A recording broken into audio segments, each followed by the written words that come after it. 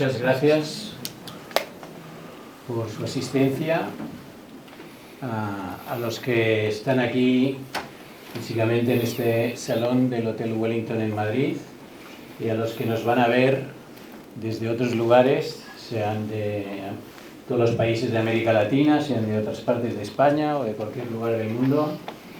De verdad que muchísimas gracias por acompañarnos en la presentación hoy de la nueva novela de Jaime Bailey, Los golpistas. Hace prácticamente 3 años, ¿no? En marzo del 2023 estábamos en este mismo hotel para presentar la novela anterior de Jaime Bailey, Los genios.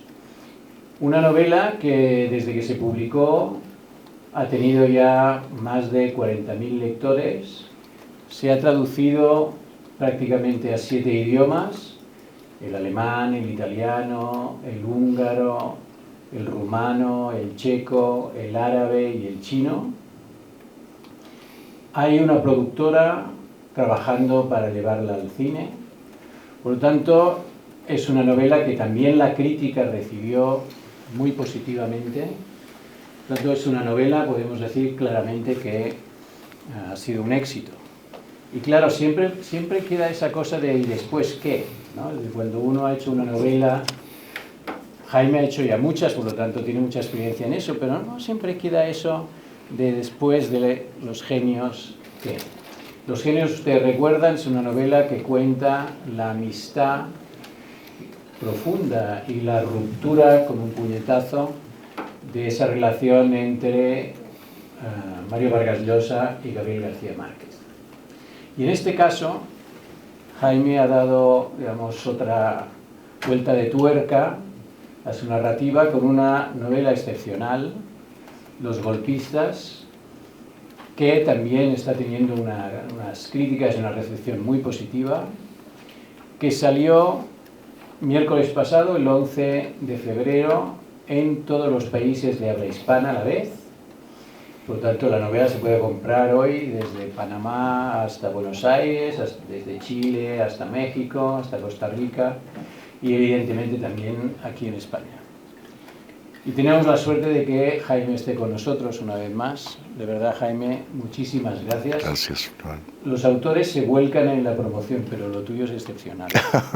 Gracias. Por lo tanto, tenemos la suerte de poder conversar con él y, en primer lugar, de escucharle. Por tanto, yo le paso la palabra y a partir de aquí empezamos una conversación sobre Los golpistas. Muchas gracias. Muchas gracias, querido Joan. ¿Se oye bien? ¿Sí? Sí. Bueno, gracias a todos por estar aquí. Algunos de ustedes son periodistas y otros son lectores, ¿verdad? Voy a hablar brevemente, pero cuando yo digo brevemente, mi mujer Silvia, que está aquí, sonríe con una cierta desconfianza comprensible, porque ella sabe que el adverbio brevemente, en mi caso, son más o menos 30 minutos, ¿no? Y eso sí es una cápsula. No hagas como Chávez. Tal cual, tal cual.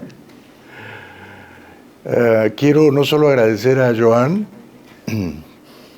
que publicó con Galaxia Gutenberg su editorial Los genios, y que ahora se arriesga de nuevo con Los golpistas.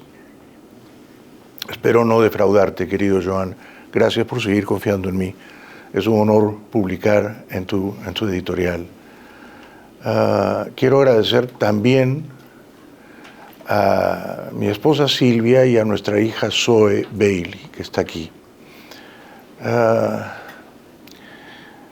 Ellas han iluminado mi vida. Mi vida feliz comenzó con ellas, cuando me enamoré de Silvia hace más de 15 años, ¿no? Llevamos ya 15 años casados. Y los años más felices de mi vida los he vivido con mi hija Zoe, que va a cumplir 15 años el próximo mes de marzo. Yo creo que no hubiera podido escribir estas 2 novelas, Los genios y después Los golpistas, si no fuera porque ella en particular, Zoe, ha enriquecido mi vida de una manera inenarrable, de una manera que no puedo describir. He conocido, gracias a ella y gracias a su madre, unas formas de felicidad tranquilas, sosegadas, que ignoraba, que me han sido reveladas tardíamente. O sea que esta novela la han escrito en cierto modo ellas también. A veces me preguntan, ¿y ahora por qué usted escribe sobre artistas o sobre golpistas, sobre escritores que se enemistaron o sobre dictadores? Y yo digo, tal vez es que mi vida ahora es tan feliz, tan predecible, tan plácida, tan aburguesada, que ya no encuentro en mi propia vida historias para novelar. Porque la felicidad no da buena literatura, ¿verdad? En general no da buen arte, ¿no? Y como estoy tan extraña, atípicamente feliz, entonces he decidido asaltar como un corsario otras vidas, novelar otras vidas, unas vidas ilustres, unas vidas a las que me he aproximado o no. Esto es lo que he tratado de hacer con los golpistas. La novela anterior que Joan y su editorial Galaxia Gutenberg publicaron en marzo de 2023 partía de una pregunta bien simple, pero ardua de responder. ¿Por qué Vargas Llosa, el año 76, en un teatro mexicano, le dio un puñetazo a García Márquez, cuando, como ha dicho Joan, eran tan amigos, íntimos amigos, vecinos en Barcelona, compadres además? ¿Por qué Mario le pegó a Gabo? Es infrecuente que dos genios, que dos grandes artistas, que dos premio Nobel líen a golpes, zanjen sus diferencias a trompadas. Esto fue lo que ocurrió. En Los Genios yo traté de responder esa pregunta. Ahora con los golpistas he partido de otro interrogante, y el interrogante era: ¿por qué el golpe que le dieron a Chávez en 2002 triunfó el primer día y fracasó al tercer día?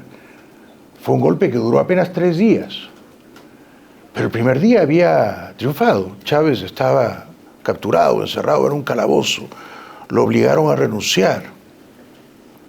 Chávez solo pedía que no lo mataran, que lo despacharan en un vuelo a La Habana, y Fidel lo esperaba, claro, en Cuba.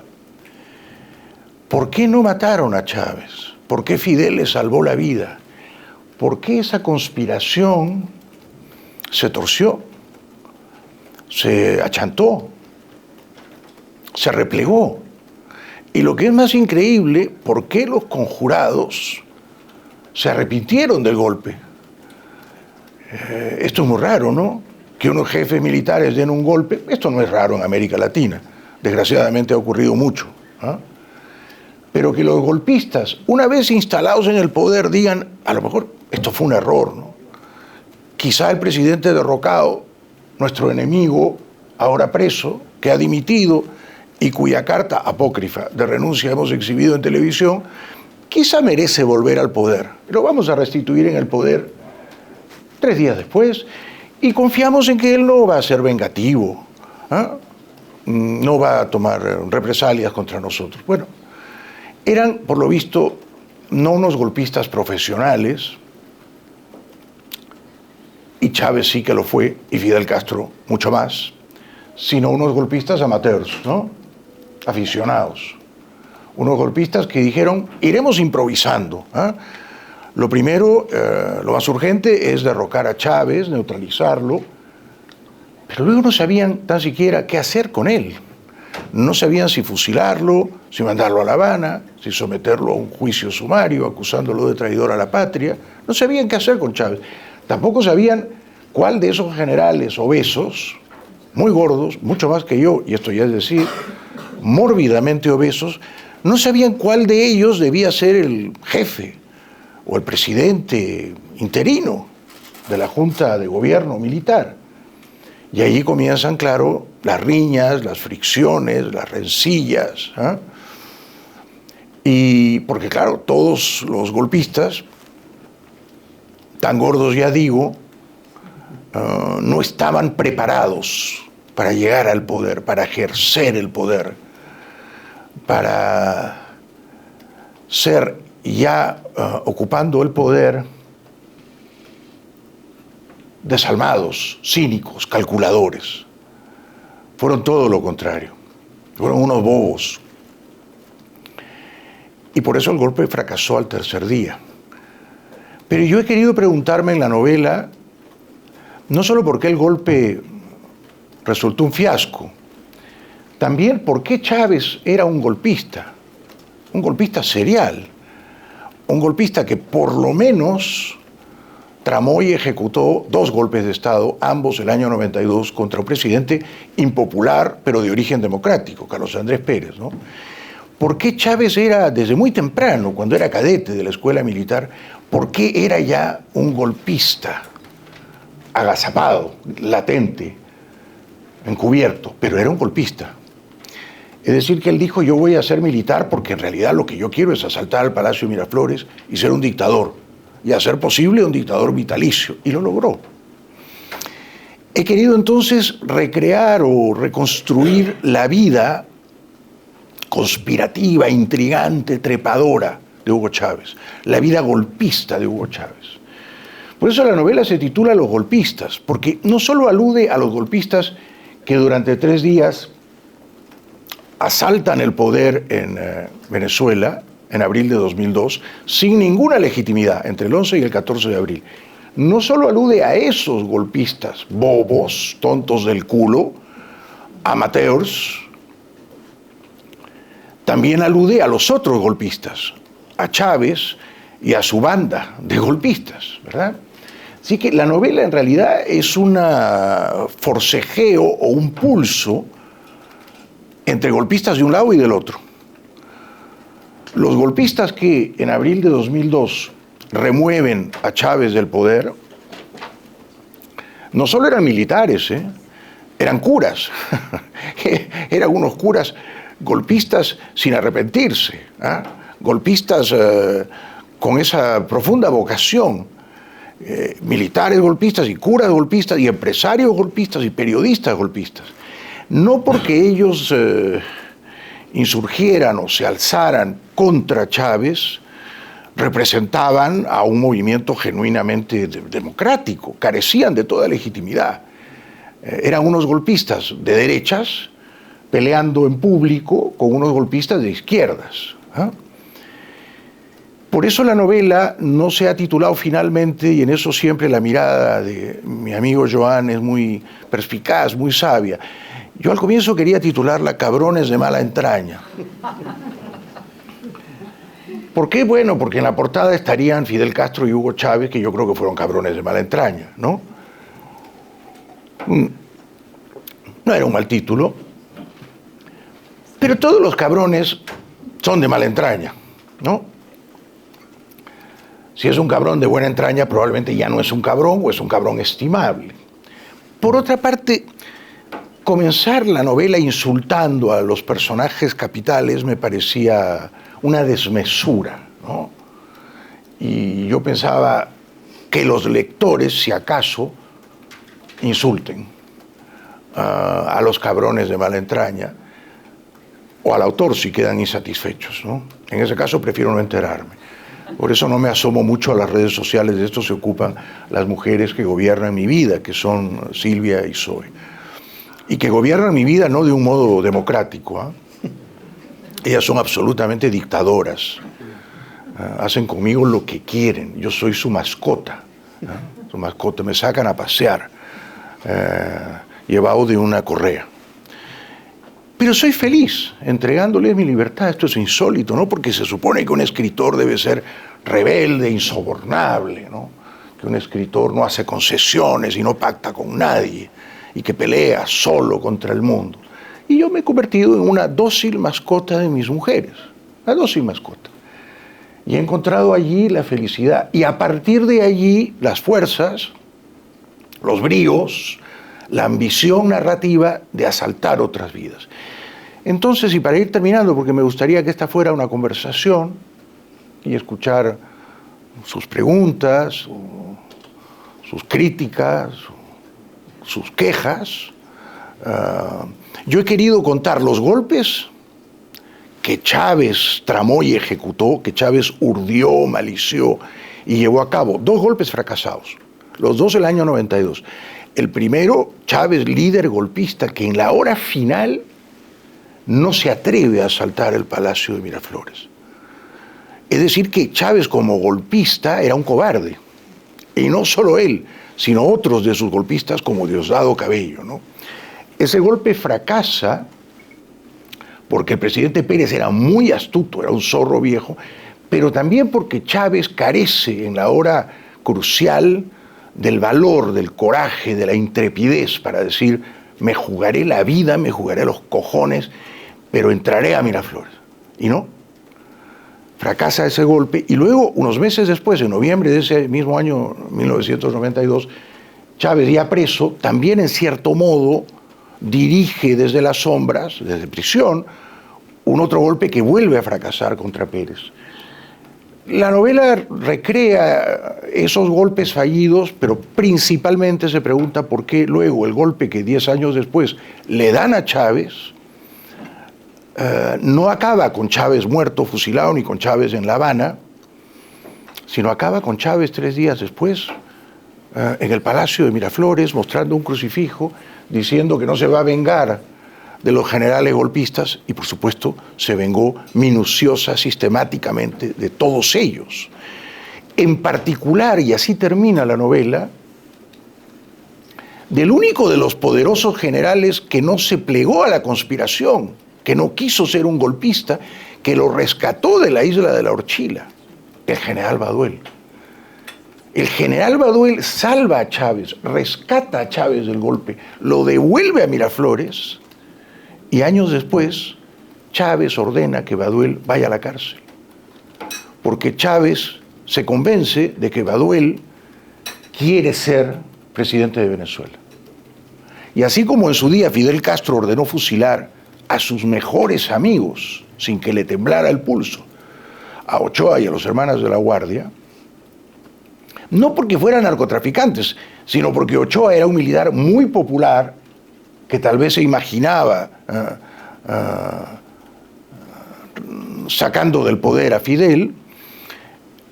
Así también el general Baduel, que salva a Chávez de aquella conspiración fallida, termina en la cárcel por orden de Chávez y muere en la cárcel, ¿no?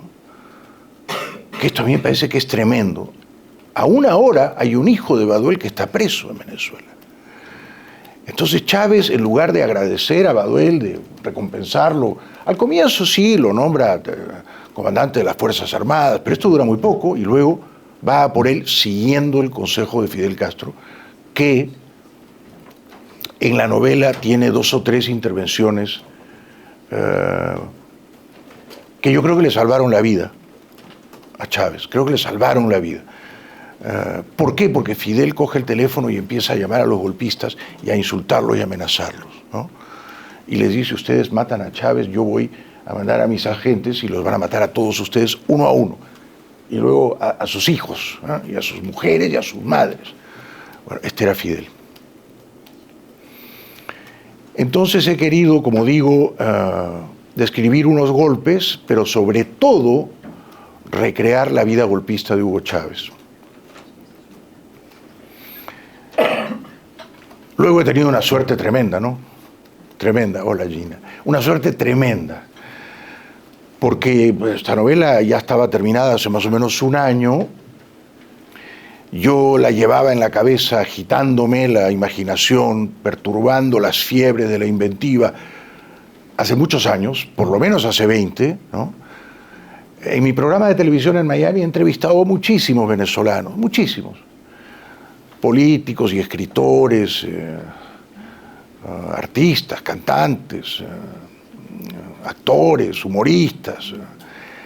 Y a veces les preguntaba, no siempre en cámaras, pero después de la entrevista, oye, ¿y por qué fracasó el golpe contra Chávez en abril de 2002? Ya estaba derrotado, ¿por qué no lo mandaron a La Habana?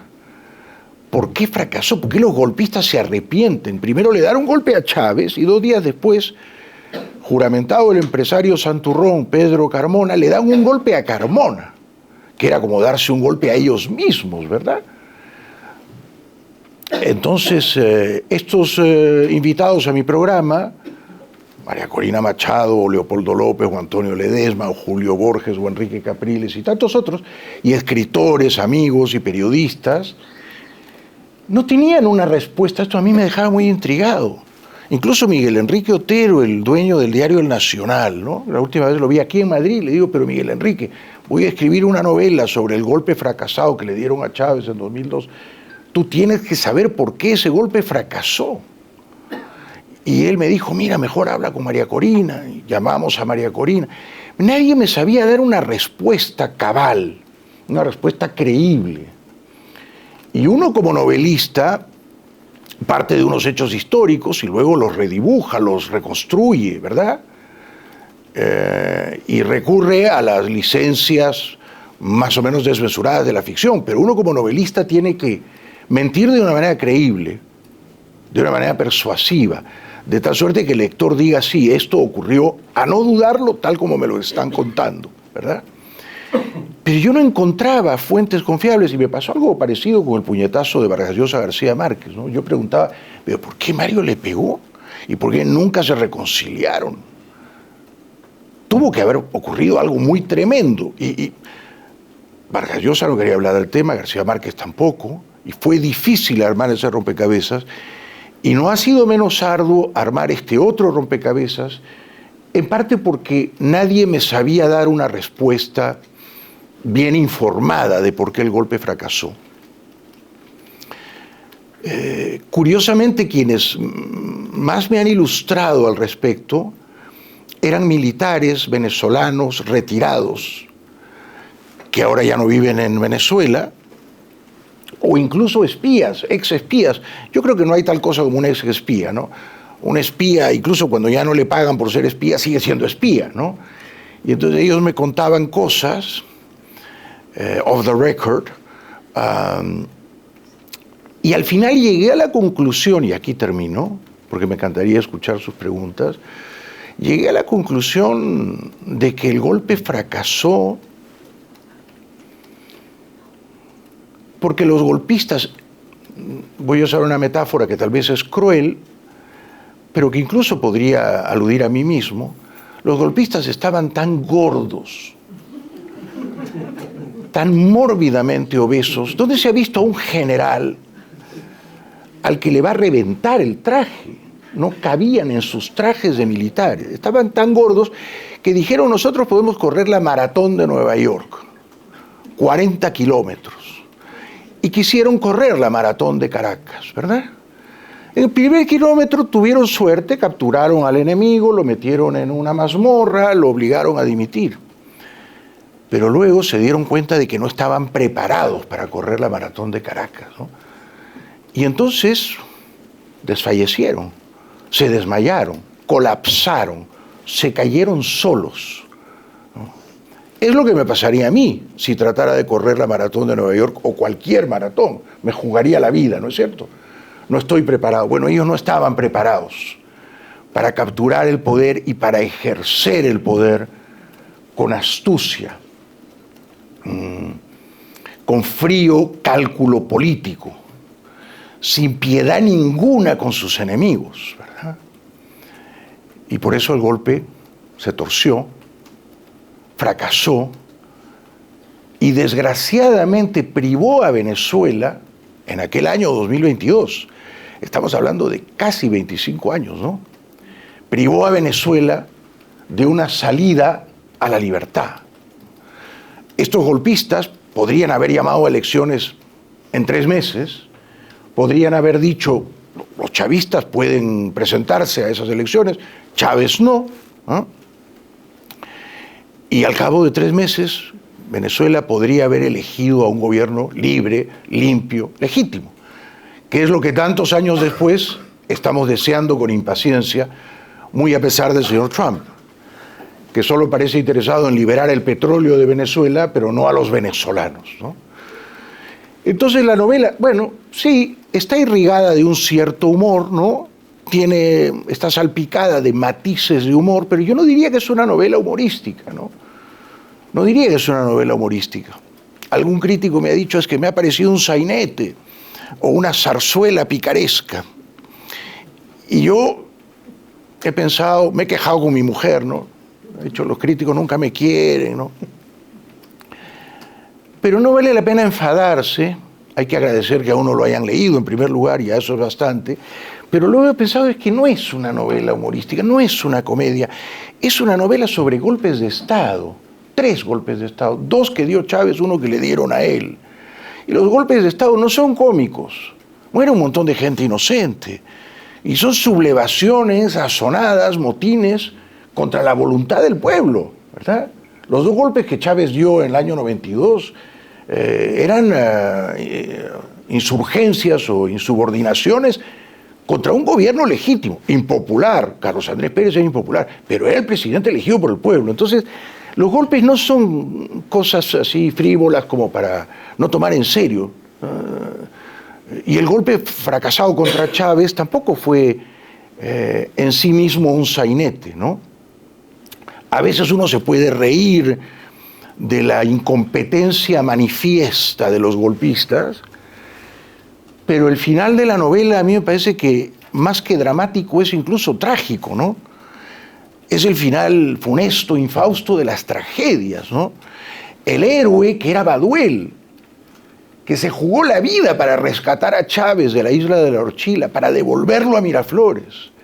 El héroe termina encarcelado por orden de Chávez, ¿no? Eso, creo, describe bien la catadura, la calaña moral de Chávez y sobre todo ilumina o ilustra el hecho, para mí, incontrovertible, de que Chávez era un títere, una marioneta, del gran titiritero que era Fidel Castro, ¿no? Castro escribía el guión, Chávez lo ejecutaba. Y Chávez era una marioneta graciosa, simpática. Era un títere hablantín, cuentacuentos. Tengo para mí, y os prometo, aquí termino, que esta promesa ya viene devaluada, ¿no? Que Chávez en el fondo, cuando sus padres lo obligan a ser militar, él quería ser beisbolista, Chávez no quería ser ni militar ni dictador. Chávez quería ser un hombre de televisión, un animador de televisión como Renio Tolina.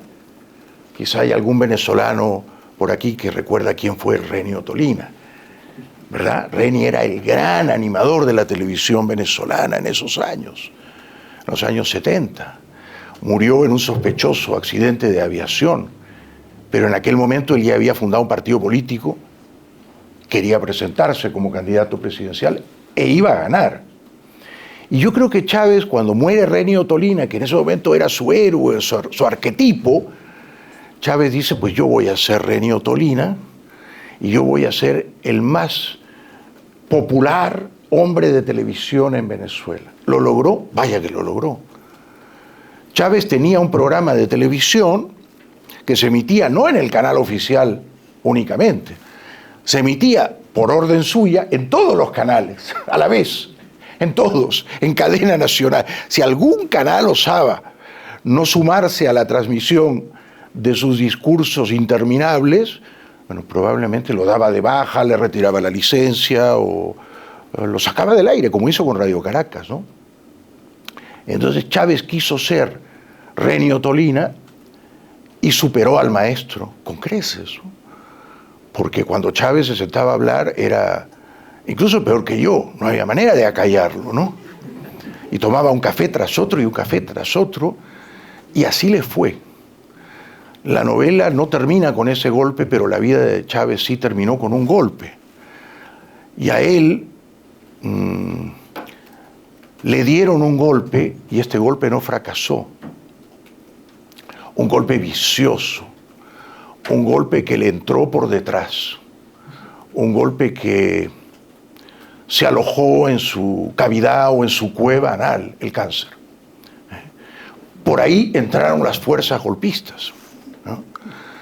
Y esas fuerzas amotinadas que le entraron a Chávez por el culo, lo mataron, no se arrepintieron, a diferencia de este golpe que devolvió a Chávez al poder el 14 de abril de 2002. Chávez entonces no pudo derrotar a esas fuerzas golpistas de la enfermedad que minaron, erosionaron su salud, que de pronto improbablemente lo convirtieron en un hombre pío, devoto. Lo veían orando en público y elevando unas plegarias desesperadas, ¿no? A él entonces, golpista serial, golpista profesional, golpista irredento, lo mató al final también un golpe de Estado. Muchas gracias.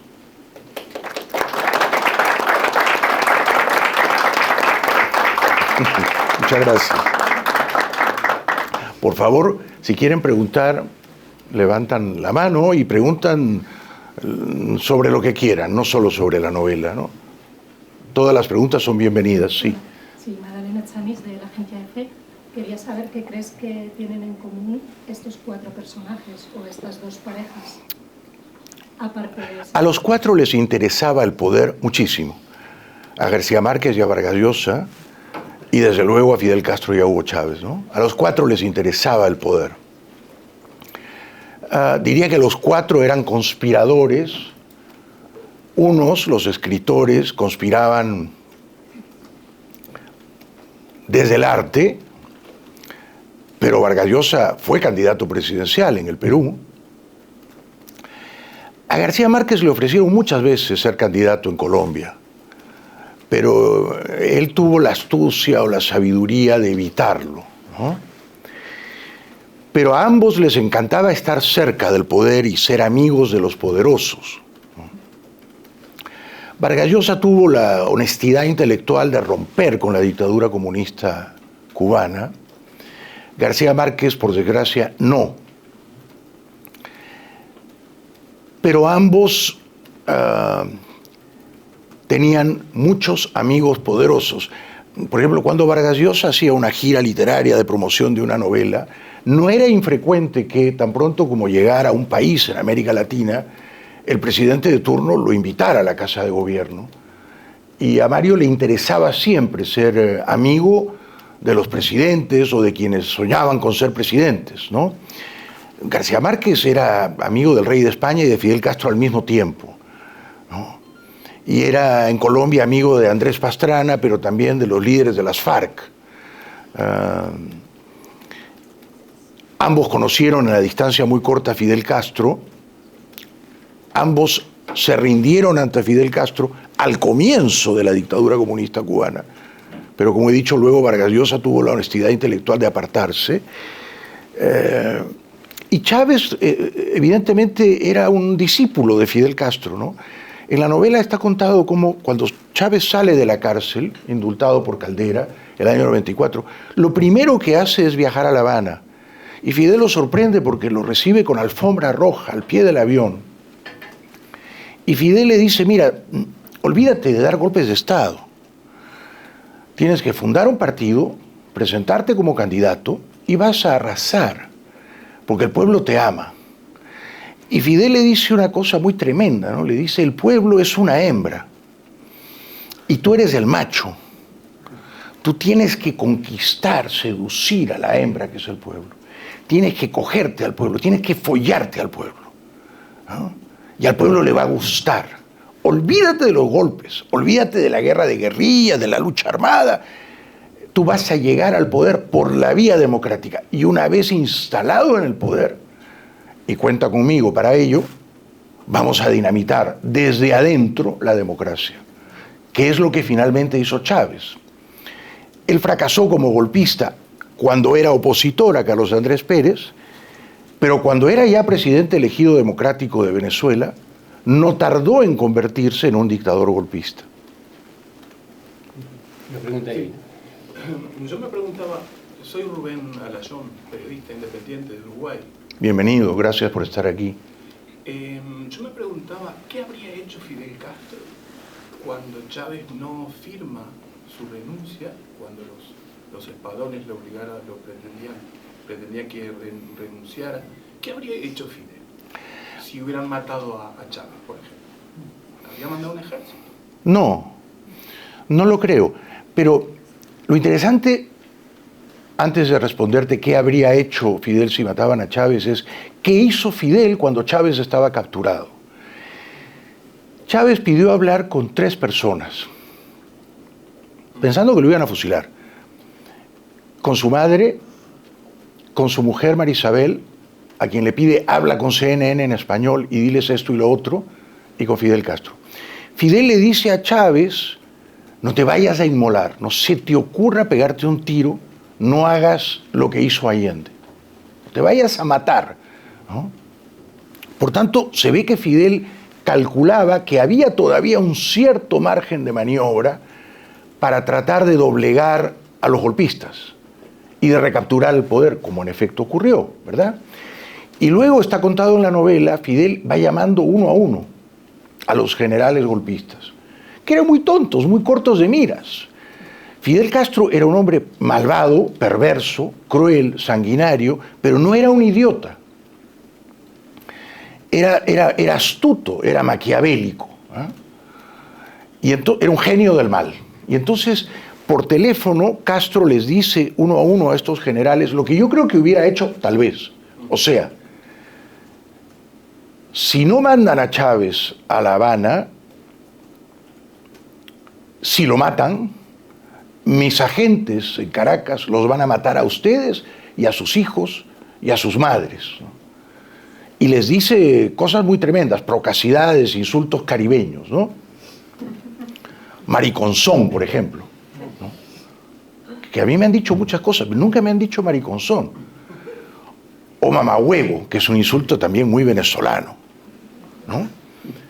A mí las 2 palabras me parece que tienen una cierta musicalidad callejera o arrabalera, tienen gracia, ¿verdad? Pero claro, un general golpista que acaba de derrotar a Chávez, que lo ha obligado a firmar su carta de renuncia, que Fidel Castro y nada menos le grite insultos por teléfono, estos generales se subordinaron, como si Fidel fuera el gran comandante y ellos tuvieran que obedecerle, ¿no? Yo creo que Fidel le salva la vida a Chávez, le salva la vida. Lo convence de que todavía es posible derrotar a la conspiración, y así ocurrió.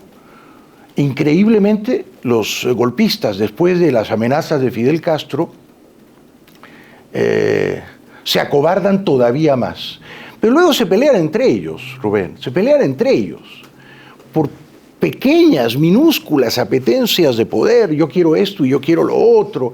¿Y por qué Carmona, el empresario, se ha juramentado si somos nosotros quienes hemos dado el golpe? Nos está robando la gloria. Es decir, fueron muy chapuceros, unos golpistas muy chapuceros, ¿no? Ya digo, quisieron correr una maratón y no podían correr 3 kilómetros, ¿no? Pero Fidel ya estaba pensando en cobrar. Te salvo la vida, pero esto te va a costar. Claro. Bueno, es verdad. Fidel estaba pensando, desde que Chávez sale de la cárcel, incluso antes, cuando Chávez da los golpes del año 92, yo creo que Fidel estaba pensando en el petróleo venezolano. Ya no tenía el subsidio de la Unión Soviética, que se había desintegrado, ¿verdad? Fíjate cómo ahora Cuba, que se ha quedado sin el petróleo venezolano, los apagones en La Habana pueden durar 12 horas continuas. En Cuba ya no llega el petróleo obsequiado de Venezuela, llega muy poquito a cuentagotas de México. No hay luz eléctrica, no hay gasolina en las estaciones de servicio, no hay transporte público, los camiones de basura no recogen los desperdicios. Los apagones duran 12 horas.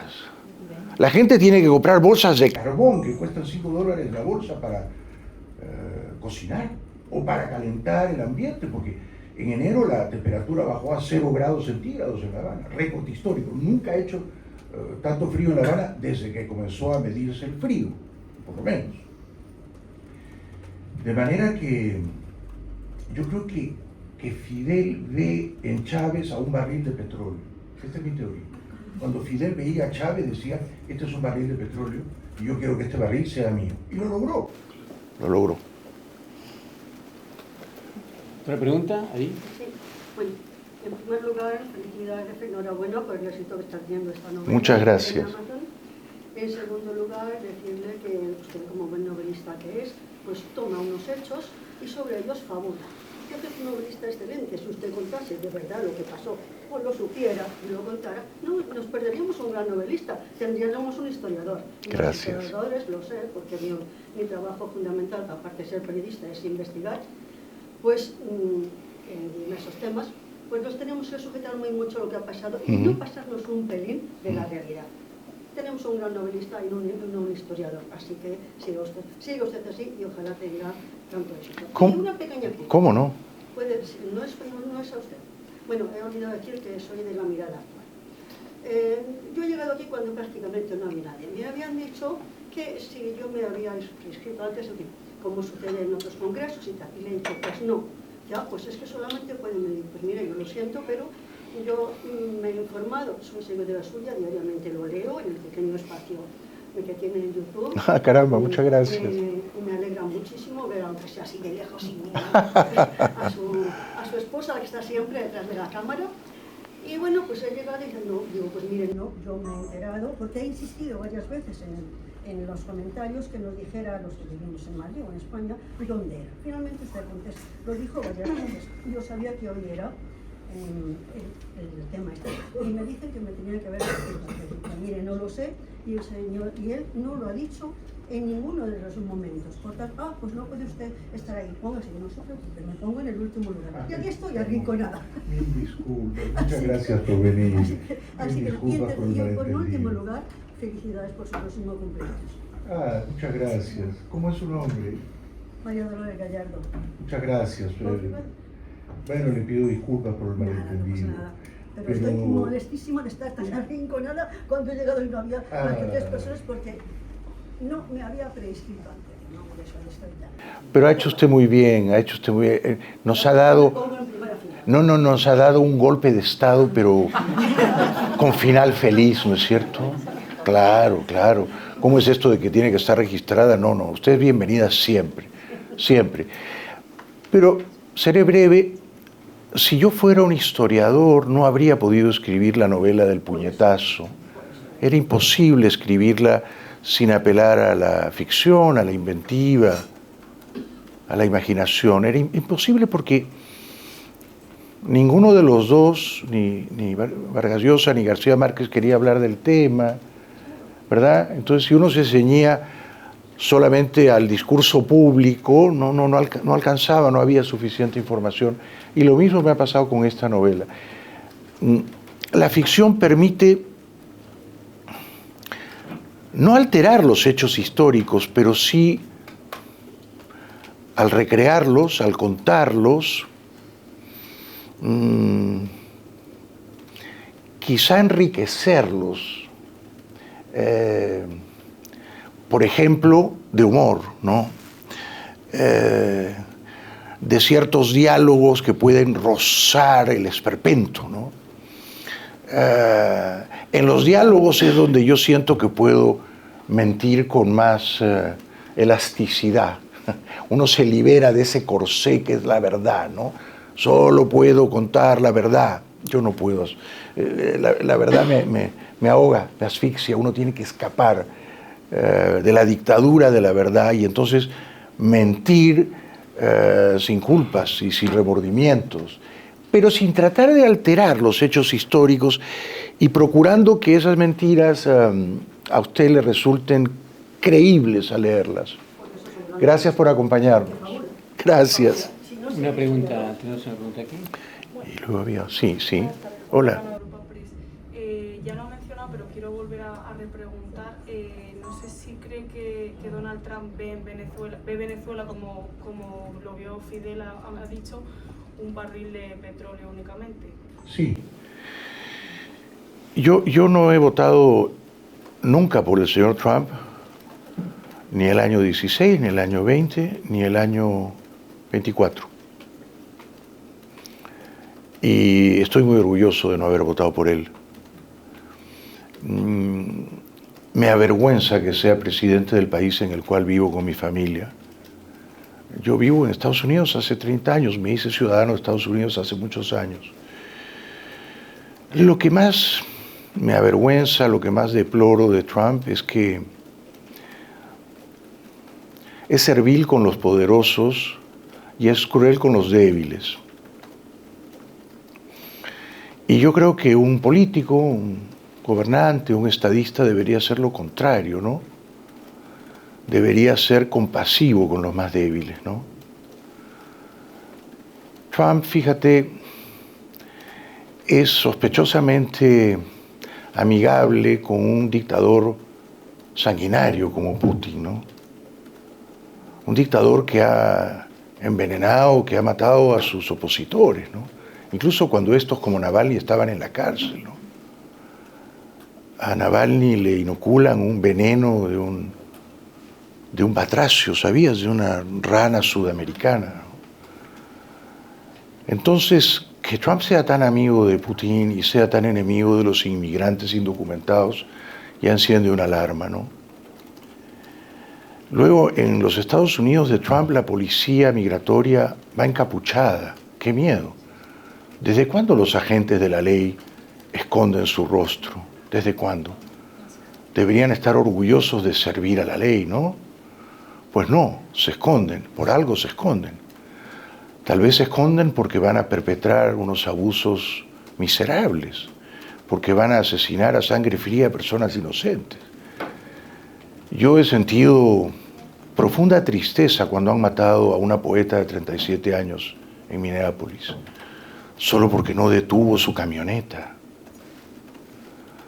De 3 balazos, madre de familia. He sentido profunda tristeza cuando han matado a un enfermero de cuidados intensivos, de 10 balazos, cuando estaba tendido en el suelo. No era una amenaza a nadie.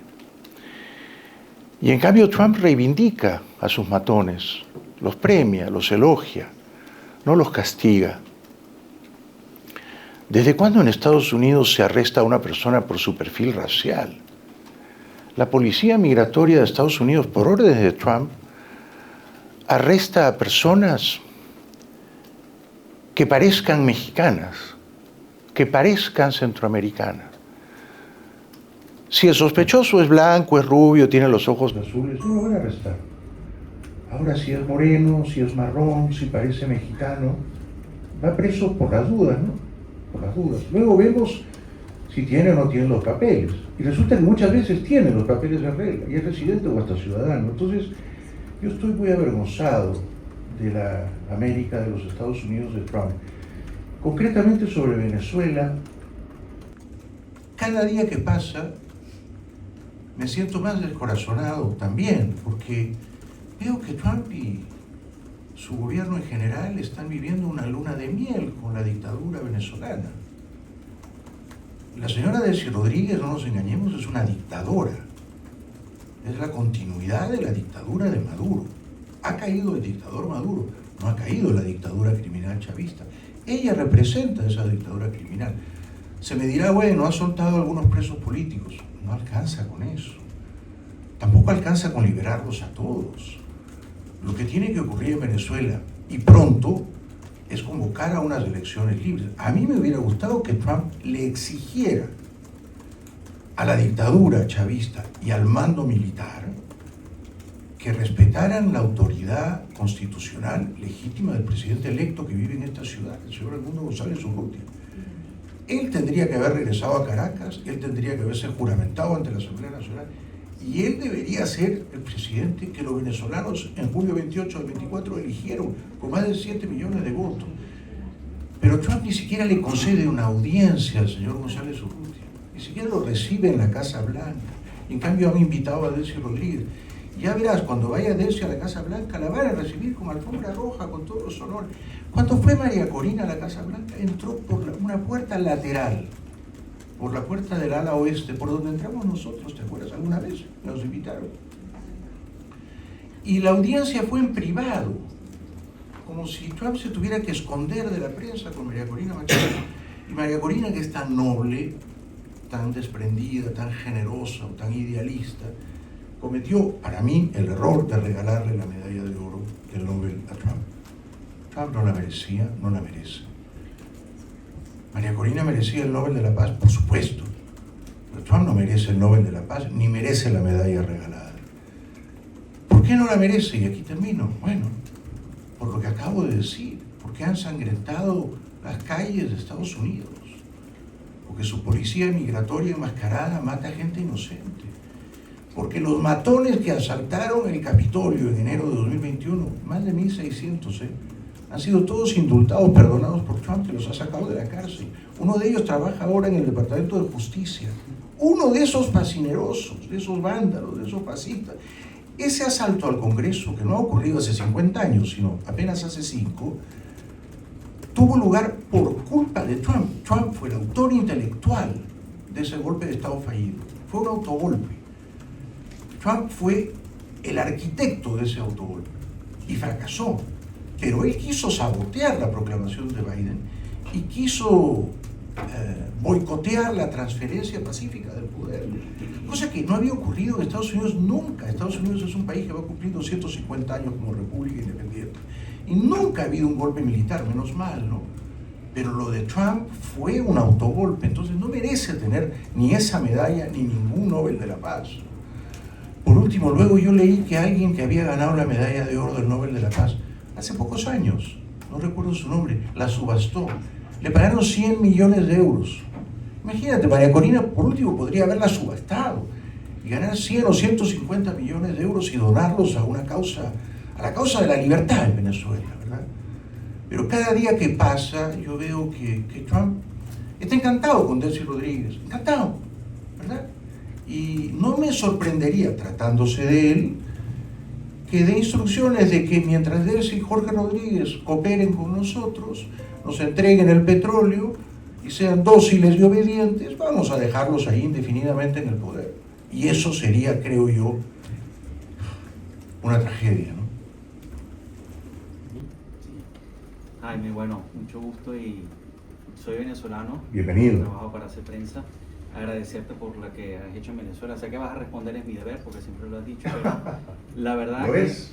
claro, lo que pasa es que tú comenzaste a hablar de Venezuela cuando quizás la sociedad venezolana estábamos embelesados, embobados por todo el tema del clientelismo, y avisoraste, como igual que María Corina desde un principio, lo que le deparaba a Venezuela, que era una tragedia. Así que agradecido por eso. Yo recojo lo que acabas de comentar. ¿No te parece que así como nos llevamos una sorpresa el 3 de enero, yo creo que el 2 de enero muy poca gente hubiese apostado que iba a pasar lo que pasó? Esto puede formar parte de una estrategia a mediano y largo plazo, donde incluso el propio secretario Marco Rubio ha dicho que hay 3 pasos y el último es el de una transición, inclusive ha hablado de elecciones ya abiertamente. Si ¿no te parece que esto ha pasado 6 semanas apenas?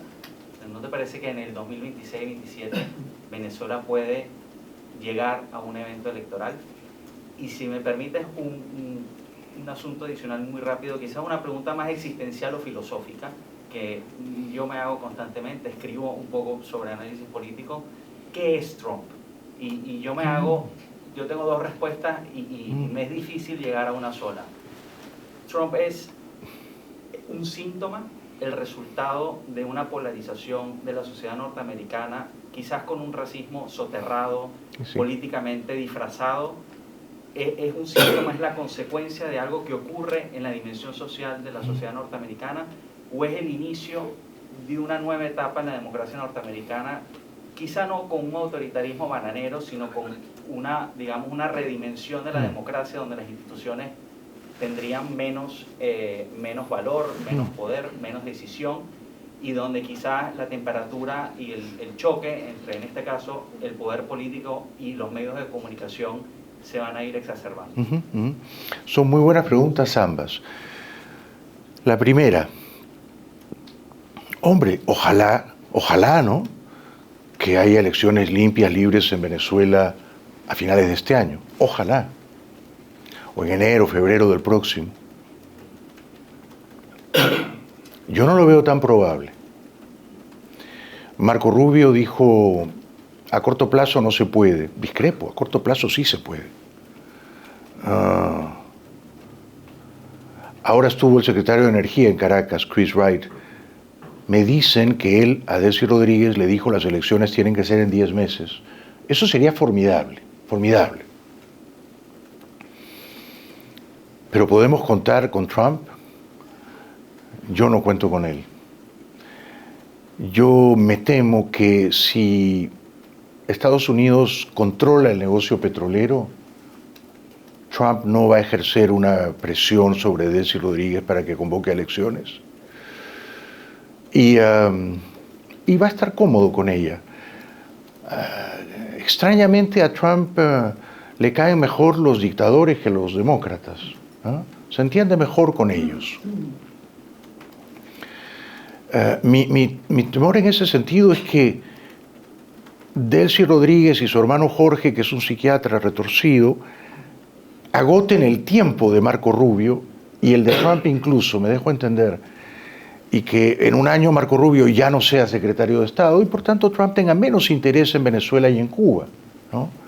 Este es mi temor. Está por otra parte demostrado que cuando hay una contienda moral entre el bien y el mal, pensemos en la invasión rusa en Ucrania, Trump no persigue la causa del bien, no defiende al invadido, a la víctima, al agredido, ¿no? A Zelensky. Al contrario, lo trata mal. Y en cambio trata sospechosamente bien al otro, al malo. Ahora se entienden con los malos que todavía detentan el poder en Venezuela. Y se entienden tan bien que cabe la sospecha de que ese entendimiento se prolongue de un modo indefinido. Ojalá tengas razón. Ojalá las elecciones sean este año a finales o a principios del próximo, ¿no? Y luego tú preguntas, ¿qué es Trump o quién es Trump? Yo creo que es un hombre de negocios. Esto es Trump. Pero la política no es un negocio. Y ser presidente de un país no es un negocio. Y él siempre se pregunta, ¿y qué gano yo? ¿Y qué ganan mis hijos? ¿Qué ganamos nosotros en la organización Trump? ¿Y qué ganan mis amigos con los que juego al golf? Todos billonarios. Él no tiene amigos pobres, ¿eh? Todos billonarios. ¿Qué ganamos nosotros? Si nosotros no ganamos nada, a mí no me interesa. Yo estoy aquí para hacer un buen negocio. ¿Han ganado dinero los Trump en este año y un mes que llevan en el poder? ¿Han duplicado su fortuna o hasta la han triplicado? Sobre todo con las criptomonedas, pero también con las inversiones de las monarquías del Golfo. Si Trump no fuera un hombre de negocios, le habría dicho a Qatar, no, hombre, no puedo aceptar que me regales un avión que vale 400 millones de euros, ¿verdad? Se lo han regalado a él, no a la presidencia de Estados Unidos, a él. Cuando termine, en enero del 29, si llega, se va con el avión. Es un hombre de negocios. Se ganaba antes la vida como un constructor de edificios de lujo o como un administrador de campos de golf. Incluso su mansión de Palm Beach es un club, es un negocio. Quiero decir, si tú quieres en Palm Beach entrar a Mar-a-Lago, tienes que pagar. Si tú quieres cenar más o menos cerca de Trump, verlo ahí a lo lejos y saludarlo, tienes que pagar. Trump te cobra siempre, siempre. Todo para él es un negocio. La casa en la que vive es un negocio. La Torre Trump de la Quinta Avenida es un negocio. Tú entras a la Torre Trump y en el vestíbulo hay un montón de tiendas de alto lujo, de alta gama, ¿verdad? Todo es un negocio para él. Él siempre dice, costo-beneficio. ¿Cuánto me cuesta? ¿Qué beneficio percibo? ¿Gano o no gano? Si no hay ganancia neta, no me interesa.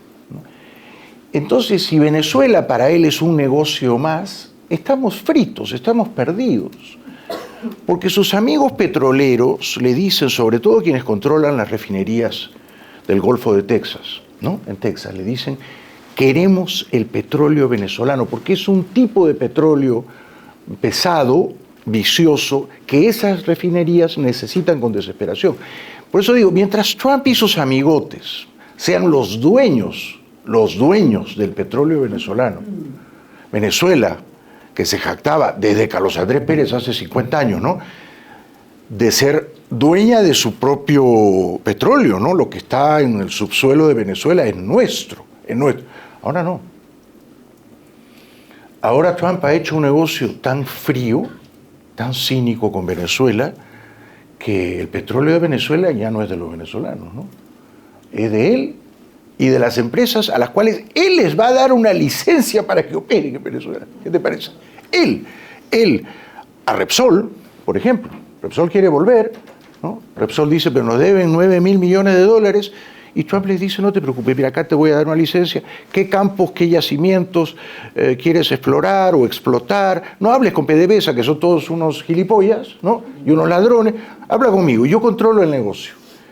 Es un hombre de negocio. Incluso cuando fue animador de televisión, le pagaban 40 millones de dólares por ser animador de un programa de concursos, The Apprentice, en NBC. ¿Ve?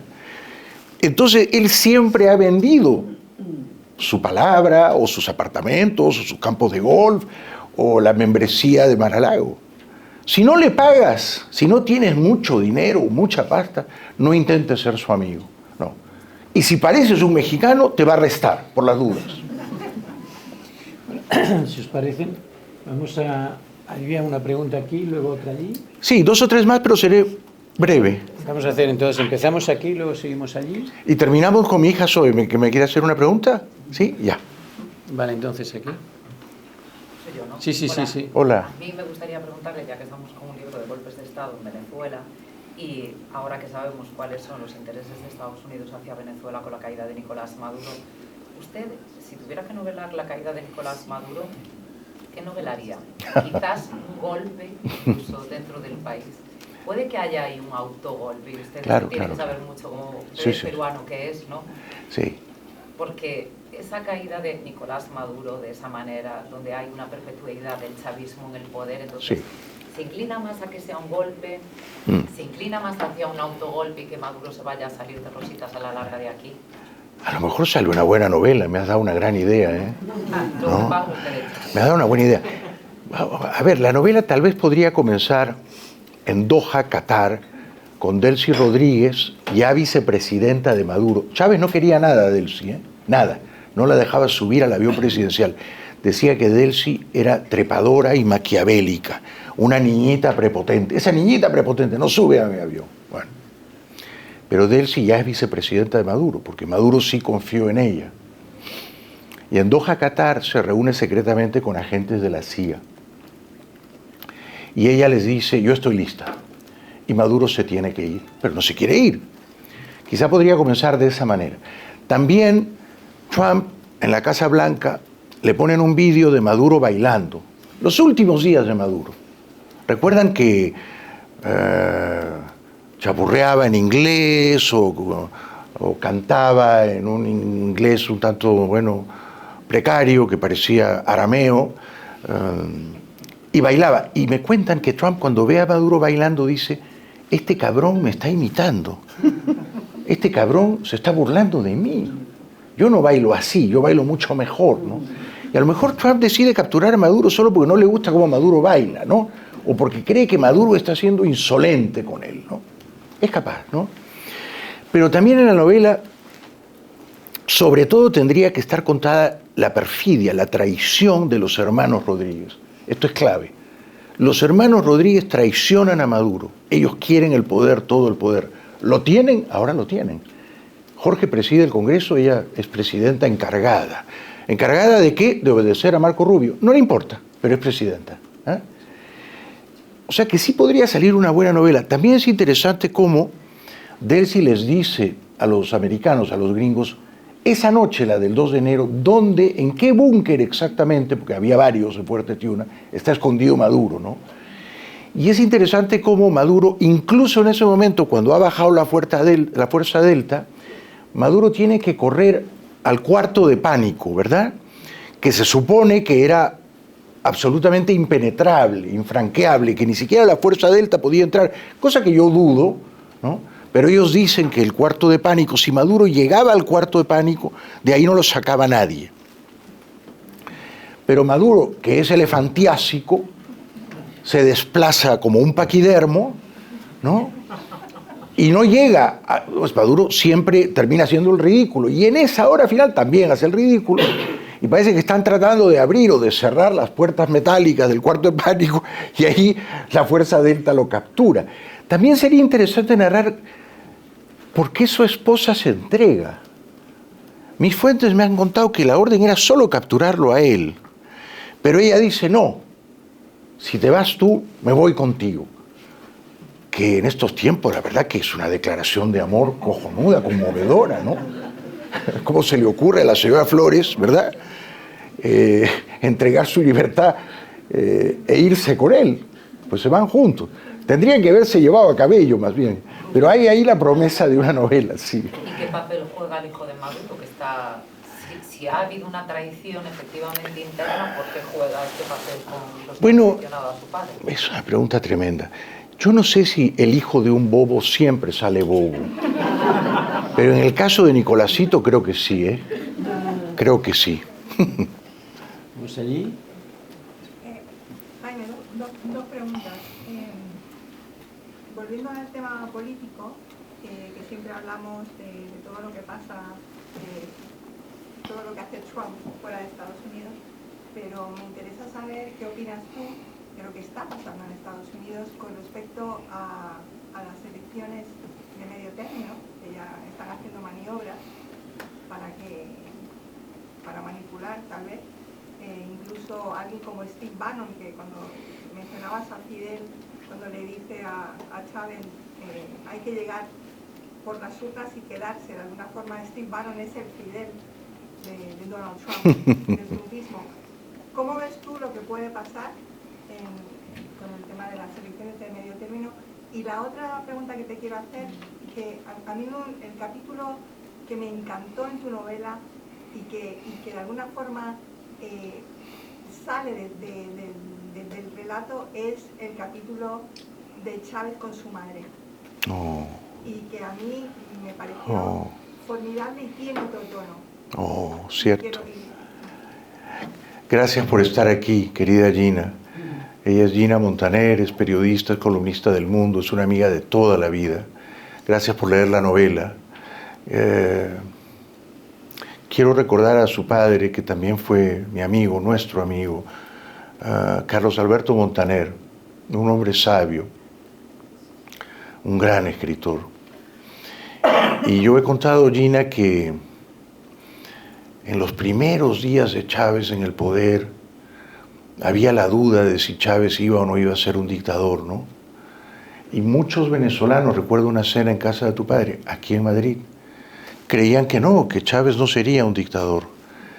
Y tu padre, un hombre sabio, tenía ya entonces la inmensa lucidez de ver en Chávez al dictador encubierto, y me lo dijo: Chávez va a ser un dictador y va a tratar de imitar a Fidel Castro. Sí. ¿Cuánta razón llevaba? Sobre Trump, veo con profunda inquietud los cambios que él pretende hacer en el sistema electoral, porque está demostrado que él no tiene un apego a la democracia, que él no cree en la democracia, que él ve todo como un negocio. Quiere eliminar el voto por correo. En Estados Unidos el voto por correo es una cosa importante, porque mucha gente que quisiera ir a votar y que no puede hacerlo, vota por correo. ¿Por qué vamos a privar a esa gente? Mucha de esa gente es de edad avanzada. ¿Por qué la vamos a privar de votar? Es decir, que yo desconfío poderosamente de Trump y lo creo perfectamente capaz de amañar las elecciones de noviembre y luego, sobre todo, las de noviembre del 28, ¿no? Incluso lo creo capaz de presentarse a una reelección, contrariando la Constitución.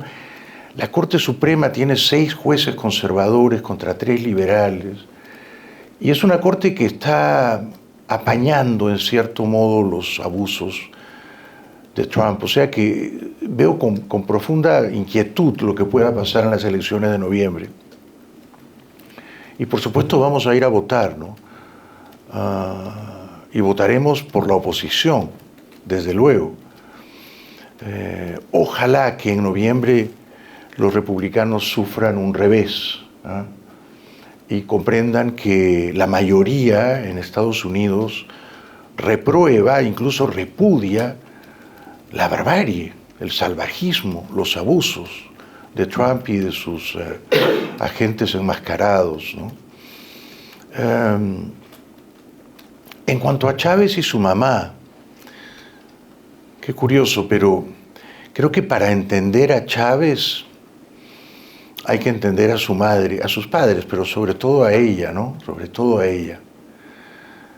Y a su abuelo, o bisabuelo, Maisanta, pero y a su abuela, pero Chávez también hacia el final de la novela seguramente recordarás que le confiesa a su psiquiatra Chirinos que él todo lo que quería hacer, quería hacerlo para complacer, para contentar a su madre, ¿no? Tal vez su madre había sido demasiado estricta cuando él era niño, tal vez su madre le había pegado o le había dicho cosas severas, y Chávez quería que su madre lo amara y estuviera orgullosa de él. ¿Sabes qué es importante lo que dices? Porque yo he tratado en la novela de no demonizar a Chávez, de no satanizarlo, ¿no? Por eso no titulé la novela Cabrones de mala entraña. He tratado de entender al personaje, de humanizarlo. Gracias por leer la novela, Gina. Y creo que muchas veces los hombres, no solo los hombres del poder, pero los hombres del arte, somos lo que somos gracias a nuestros padres o por culpa de ellos, ¿no? Yo creo que no sería un escritor si no hubiera tenido una relación tan mala, tan terrible con mi padre. Y creo que Vargas Llosa no hubiera escrito Conversación en la Catedral, la mejor de sus novelas, si él también no hubiera tenido una relación tan conflictiva con su padre. Gracias, Gina. La última pregunta. Sí, penúltima. Ella y después soy ahí cerrado. Salomé, rápido. Yo quería preguntarle cómo has estudiado todos estos ecosistemas totalitarios, el de Cuba y el de Venezuela, por las grietas que van dejando los sistemas totalitarios para que surja una Delcy Rodríguez, ¿no? Que es como el engendro. Y quería preguntarle concretamente si te parece que están teniendo problemas Trump y Marco Rubio para encontrar esta figura en Cuba que lleva 70 años de dictadura y lo tiene aparentemente todo mucho más compacto. ¿Qué te parece a ti? Por las grietas, a veces por las rendijas pasa la luz, se filtra la luz. Eso decía Cohen, el gran cantante, músico canadiense, ¿no? Por las grietas pasa la luz, ¿no? Entonces sí se ha abierto una fisura o una rendija, ¿no?, en la estructura de poder en Venezuela. Esperemos que por allí pase la luz de la libertad, ¿no? La caída de Maduro abre una grieta, ¿no? Ahora ellos tienen miedo. Eso no es malo. ¿Y te parece posible una Delcy Rodríguez en Cuba? Sabes que lo veo difícil. De todo lo que he leído decían que hay un hijo de Raúl Castro todavía vive, que se llama Alejandro Castro Espín, que es coronel y que está asociado con los militares mafiosos del grupo Gaesa, que son todos billonarios, que han robado mucho y que tienen su plata escondida en cuentas extranjeras. Yo creo que Marco Rubio, hijo y nieto de cubanos, siente la urgencia moral de liberar al pueblo de Cuba. Bueno, ojalá que esa urgencia no decline, no se apague, ¿no? Yo sí creo que Estados Unidos está en una buena posición para negociar, ¿no? Y creo que si le entrega a Cuba el petróleo que necesita desesperadamente, tal vez arranque concesiones de esa dictadura. Sin embargo, lo que ocurrió en Venezuela demuestra que la dictadura solo se obliga a hacer concesiones una vez que han bajado los helicópteros de la Fuerza Delta y te has llevado a alguno de los malos y has mostrado tus músculos, ¿verdad? Entonces, yo creo que sería muy conveniente que la Fuerza Delta hiciera una visita de fin de semana en La Habana. Y si bajan 12 helicópteros y se llevan a varios de esos cabrones, a Raúl y al hijo y a Díaz Canel, a todos los que quepan en los helicópteros, sería cojonudo. Porque entonces los que quedan están muertos de miedo. Y desde el miedo se hincan de rodillas, ¿no? Esto funcionó en Venezuela. Yo creo que una visita de la Fuerza Delta en La Habana sería altamente encomiable. Yo la aplaudiría de pie. Los cubanos solos sin ayuda no van a ser capaces de derrotar a esa gente tan mala. Zoe, ¿me quieres hacer una pregunta? Te iba a preguntar si crees que hay líderes políticos hoy en día que quieren repetir la historia de Fidel y Chávez. Es una muy buena pregunta. Y, a ver, es decir, que si se van a quedar en poder. Sí, pero es una muy buena pregunta porque en estos tiempos, Zoe, uno pensaría que hemos aprendido de los errores del pasado, ¿verdad? Y que hemos aprendido a convivir en paz, con tolerancia, democráticamente, aceptar unas ciertas reglas del juego, ¿no? La gente va a votar cada 4, cada 5, cada 6 años, la gente elige a un gobierno, luego a menudo la gente se arrepiente de haberlo elegido y en el siguiente turno electoral corrige el error si cabe, ¿no?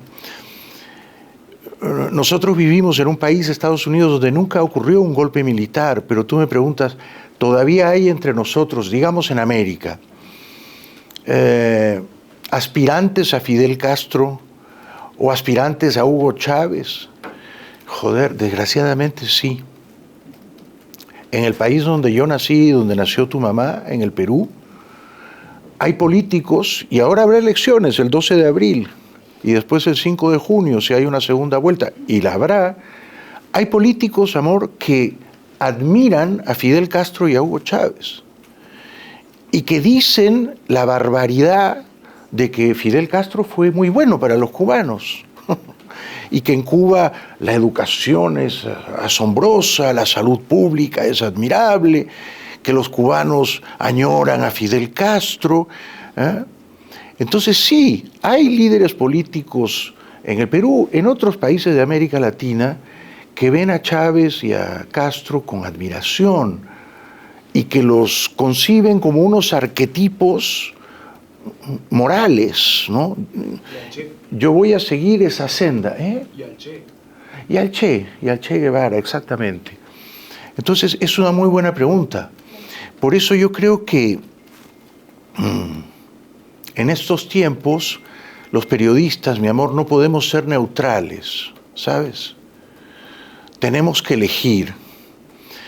Y el periodista en estos tiempos en los cuales circulan tantas mentiras, tantos bulos, tantas falsificaciones por las redes sociales, donde hay tantos charlatanes con audiencias numerosas, los periodistas no solo tenemos que decir la verdad, sino sobre todo tenemos que desmentir los bulos, ¿verdad?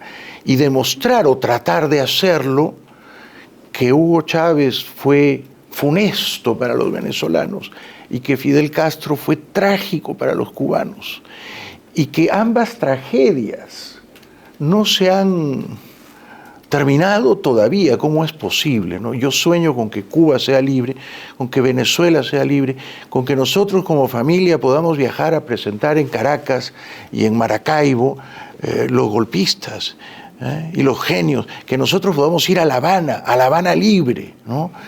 Y quedarnos en un hotel sin la culpa de estar dando nuestros dólares a los militares, ladrones y mafiosos del grupo Gaesa. Por suerte tú eres una mujer libre, una mujer que ha sido educada en la libertad, en una familia que respeta tu libertad, en una ciudad como Miami, en un país como Estados Unidos, que respetan tu libertad. Nosotros amamos tu libertad, incluso cuando me tomas el pelo, incluso cuando te ríes de mí. Gracias por estar aquí. Tú has elegido venir con nosotros a Madrid. Gracias, muchas gracias.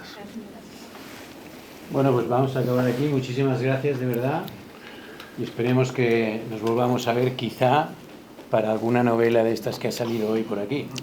Muchas gracias y hasta pronto. Y si quieren que firme algún ejemplar, algún libro, estaré encantado. Me quedo aquí un ratito, por las dudas.